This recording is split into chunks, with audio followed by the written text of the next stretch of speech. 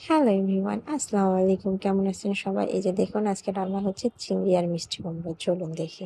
এই যে দেখুন ১ম এ চিংড়িগুলা ভালোভাবে ভেজে নেওয়া হচ্ছে।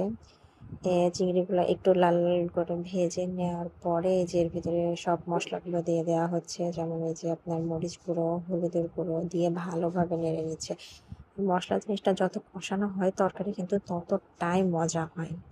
এই যে একটু পানি দিয়ে দেওয়া হচ্ছে, পানি দিয়ে আবারও কষানো হবে। এরপরে এই যে বাটা মসলাগুলো দিয়ে দেওয়া হচ্ছে। বাটা মসলাগুলো দিয়েও কিন্তু আবার নাড়াচাড়া করে দিতে হবে। এরপরে এই যে জিরা গুঁড়া, ধনে গুঁড়া যা আছে সব দিয়ে নেওয়া হচ্ছে। দিয়ে এই যে ভালোভাবে কষিয়ে নেওয়া হচ্ছে। এরপরে এই যে দেখুন মিষ্টি কুমড়োগুলো দিয়ে দেওয়া হচ্ছে। মিষ্টি কুমড়াগুলা এত মিষ্টি ছিল মানে মনে হচ্ছিল গুড় যেরকম মিষ্টি হয় না? ওরকম। এই যে দেখুন দেখতে কতটা সুন্দর লাগছে। আর চিংড়ি আর মিষ্টি কুমড়ো কিন্তু সবসময়ই ভালো লাগে। এরপরে এই যে একটু ধনেপাতা দেওয়া হলো। আর ধনেপাতা কিন্তু আমার সব তরকারিতেই ভালো লাগে। এই যে দেখুন রেডি হয়ে গেল।